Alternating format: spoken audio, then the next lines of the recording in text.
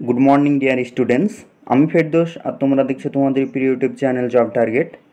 যারা West Bengal police এবং কলকাতা পুলিশের জন্য প্রিপারেশন নিচ্ছ, যারা অলরেডি ফর্ম ফিল আপ করেই ফেলেছো, তোমরা ইতিমধ্যে জেনে গেছো যে কলকাতা পুলিশের আর বেশি সময় নেই, যে কলকাতা পুলিশের এক্সাম কন্ডাক্ট হতে চলেছে আর কিছুদিনের মধ্যেই। তো যারা আগে থেকে তো পড়তে শুরু করে দিয়েছিলে তারা তো খুব ভালো কথা, যারা এখনও পড়তে শুরু করোনি তারা যে অনেকটাই পিছিয়ে গেছো, তবে এখনও সময় আছে। তুমি এখনও পড়াশোনা হার্ডওয়ার্ক করে তুমি এক্সামটা ক্র্যাক করতে পারো। এখন কম্পিটিশন অনেকটাই বেশি, তাই আমি প্রতিনিয়ত সোম থেকে শনি পর্যন্ত সকাল 7:30টার সময় বিগত বছরের কোশ্চেন এবং এই বছরে আসার মতো কোশ্চেনগুলি নিয়ে আলোচনা করে থাকি ছোট্ট ছোট্ট ক্লাস নিয়ে। অবশ্যই সমস্ত ক্লাসগুলি অ্যাটেন্ড করবে এবং তোমার অ্যাটেন্ডেন্স লাইক দিয়ে প্রকাশ করবে, এবং তোমার বন্ধুরা যারা পরীক্ষা দিতে চলেছে তাদেরকেও ভিডিওটি অবশ্যই শেয়ার করবে। এবং তুমি যদি নতুন হয়ে থাকো, এই ফার্স্ট টাইম চ্যানেলে ভিজিট করছো, তাহলে অবশ্যই চ্যানেলটি সাবস্ক্রাইব করে আমাদের সঙ্গে থাকবে। তো চলো বেশি কথা না বাড়িয়ে আজকের সেশন শুরু করা যাক। আজকের সেশনের ফার্স্ট কোশ্চেন আছে, মহারাজা রঞ্জিত সিং গোল্ড কাপ ড্যাশের সাথে যুক্ত। Option A football, option B polo, option C cricket, option D hockey. তো এখানে সঠিক অ্যান্সার হয়ে যাবে option D hockey. Next question, question number 2 বলা আছে, পেশি সম্পর্কিত বিদ্যাকে কি বলে? অনেক সায়েন্টিফিক নাম আছে, প্রত্যেকটা বস্তুর বা প্রত্যেকটা জীব জড় বস্তু প্রত্যেকটা জিনিসের সায়েন্টিফিক নাম আছে।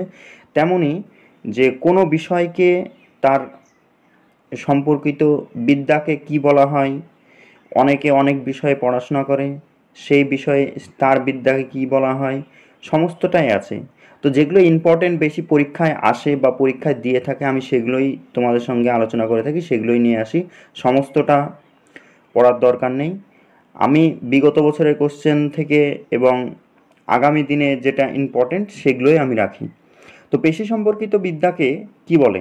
Option A mycology, option B myology, option C osteology, option D scene ecology.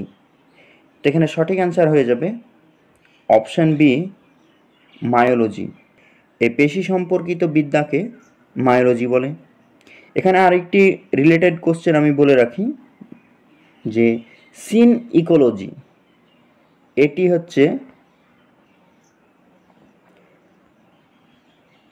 বাস্তুবিদ্যা।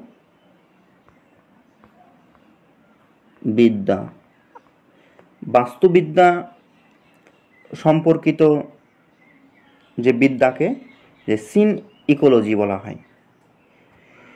Next question number 3 বলা আছে যে আলোর প্রভাবে উদ্ভিদের বৃদ্ধিকে বলা হয়। তোমরা অবশ্যই 9-10-এ পড়েছ। এই কেপি এবং ওয়েস্ট বেঙ্গল পুলিশ এই দুটোই 10th লেভেলের তোমাদের কোশ্চেনগুলো দিয়ে থাকে, যে 10th লেভেলের নিচে সবচেয়ে বেশি থাকে সায়েন্সের দিক থেকে 9-10। এই দুটো বই যদি তুমি এমনি খুঁটিয়ে পড়তে পারো তো সমস্তটাই তুমি কমন পেয়ে যাবে, সেখান থেকেই কোশ্চেনগুলো আসে। এই আলোর প্রভাবে উদ্ভিদের বৃদ্ধিকে বলা হয় থিগমোট্রোপিজিয়াম, ফটোট্রোপিজিয়াম, জিওট্রোপিজিয়াম, হাইড্রোট্রোপিজিয়াম। তো এখানে সঠিক অ্যান্সার হয়ে যাবে অপশান বি ফটোট্রোপিজম। এখানে আমি একটি জিনিস এক্সাম্পল দিয়ে রাখি, যে আলোর প্রভাবে উদ্ভিদের যে বৃদ্ধিটা হয়, তুমি একটি তোমার ঘরে সেখানে যদি একটি তুমি টব রেখে দাও, জানালাটা যদি খুলে রাখো, তো অবশ্যই তুমি দেখতে পাবে সেই গাছটি জানালার বাইরের দিকে একটি টান বা ওই দিকে বেশি ঝুঁকে যাচ্ছে। আবার তুমি যদি আরেকটি টবকে সেম একই ঘরে যদি আরেকটা জানালায় তুমি রেখে দাও এবং সেই জানালাটা যদি বন্ধ থাকে, দেখবে সেই গাছটি স্বাভাবিক যে এরকমভাবে বৃদ্ধি পায় সেরকমভাবেই বৃদ্ধি পাবে। তাহলে এখান থেকে বোঝা যায় যে আলোর প্রভাবে যে গাছের যে বৃদ্ধিকে এই ট্রপিজিয়াম এই কারণেই হয়। নেক্সট কোশ্চেন নাম্বার 4 বলা আছে মানবদেহের দীর্ঘতম পেশি কোনটি? ভেরি ভেরি ইম্পর্টেন্ট একটি কোশ্চেন, অবশ্যই মার্ক করে রাখবে। আমি যেগুলো মার্ক করতে বলবো সেগুলো অবশ্যই মার্ক করে রাখবে, এক্সামের আগে চোখ বুলিয়ে নিতে হয়। এবং সবচেয়ে ভালো হয় যে তুমি একটি অনেক সময় যে দেখলে এবং সেটা মনে থাকে না, তুমি যদি যে জিনিসটা সারাদিনে পড়লে সেই জিনিসটা রাত্রেবেলায় তুমি যদি একবার চোখ বুলিয়ে নাও, তোমার ওটা অনেকটাই দীর্ঘস্থায়ী হয়, তোমার ব্রেন ক্যাপাসিটিতেও অনেক দিনই তোমার ওটা স্থায়ী থাকে এবং অনেক দিন তোমার মনে থাকে, তুমি কখনো ভুলবে না। তো যারা একটু কষ্ট করে, কষ্ট না করলে কোনো দিন কেষ্ট মেলে না, তুমি কষ্ট করো, অবশ্যই তোমার সাকসেস তুমি ফাইনাল মেরিট লিস্টে দেখতে পেয়ে যাবে। তো মানবদেহের দীর্ঘতম পেশি কোনটি? Option A stapedius, sartorius, gluteus, femur. তো এখানে সঠিক অ্যান্সার হয়ে যাবে অপশান বি সার্টোরিয়াস।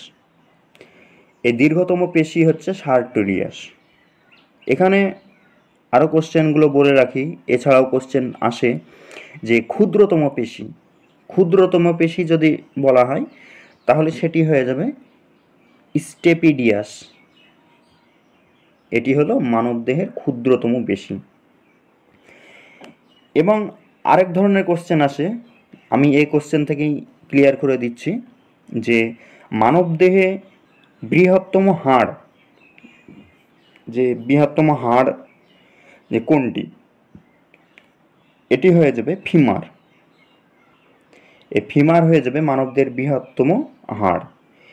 তাহলে ক্ষুদ্রতম হাড় কোনটি? ক্ষুদ্রতম হাড় মানবদেহে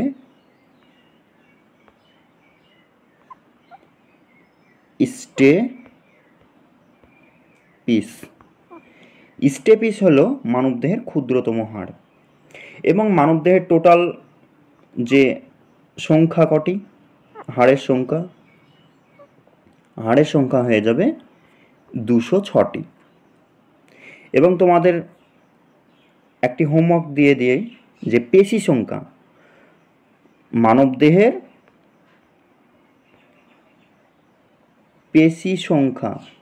পেশি সংখ্যা কয়টি তোমরা অবশ্যই কমেন্ট বক্সে কমেন্ট করবে। নেক্সট কোশ্চেন নাম্বার 5 বলা আছে অ্যামিবার গমনাঙ্গ কি? সিলিয়া, ফ্ল্যাজেলা, সিউডোপোডিয়াম, সিটা। তো এখানে সঠিক অ্যান্সার হয়ে যাবে option C pseudopodia. Next question number 6 বলা আছে মৃত্যুর পর বেশি, এখানে একটু টাইপিং মিস্টেক হয়েছে, এখানে পেশি হবে, যে মৃত্যুর পর পেশি দৃঢ় হয়ে যাওয়াকে কি বলে? অপশান এ পেশিটান, option B tetanus, option C rigor mortis, option D পেশি টুইগ। তো এখানে সঠিক অ্যান্সার হয়ে যাবে অপশান সি রাইগর মর্টিস। তো এই ছিল আজকে সেশন। কেউ যদি বুঝতে না পারো অবশ্যই কমেন্ট বক্সে কমেন্ট করবে। যারা নতুন এই ফার্স্ট টাইম চ্যানেলে ভিজিট করছো তারা অবশ্যই চ্যানেলটি সাবস্ক্রাইব করে আমাদের সঙ্গে থাকবে।